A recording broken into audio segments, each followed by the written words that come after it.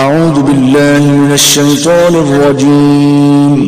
پناہ مانگتا ہوں میں اللہ کی شیطان مردود سے۔ بسم اللہ الرحمن الرحیم۔ السلام علیکم ورحمۃ اللہ وبرکاتہ۔ ذی الحج کا چاند نظر آنے کے بعد ہم بستری کے فائدے۔ جن بہن بھائیوں کے ہاں اولاد نہیں ہے،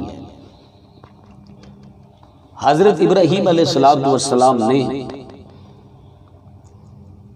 تقریباً 63 سال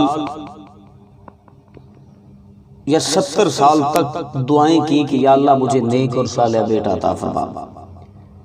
اللہ تبارک و تعالی نے بڑھاپے کی عمر میں جناب ابراہیم کو اسماعیل عطا فرمایا، اور پھر ذی الحج کے مہینے میں 10 ذی الحج کو اس کی قربانی بھی مانگ لی۔ تو جن میرے بہن بھائیوں کے پاس اولاد نہیں ہے، وہ ذی الحج کا چاند نظر آنے کے بعد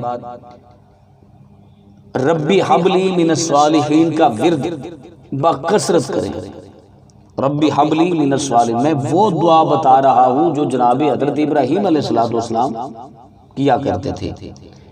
ربی حب لی من الصالحین، ربی حب لی من الصالحین دعا کیا کریں، اور اس کے بعد ہم بستری کریں، خلوص نیت کے ساتھ اللہ کی بارگاہ میں دعا کریں کہ یا اللہ ہمیں حضرت ابراہیم علیہ السلام کی دعا کی دفعہ، دعا کی بدولت اور جناب اسماعیل کی قربانی کے صدقے ہمیں نیک اور صالح اولاد عطا فرما۔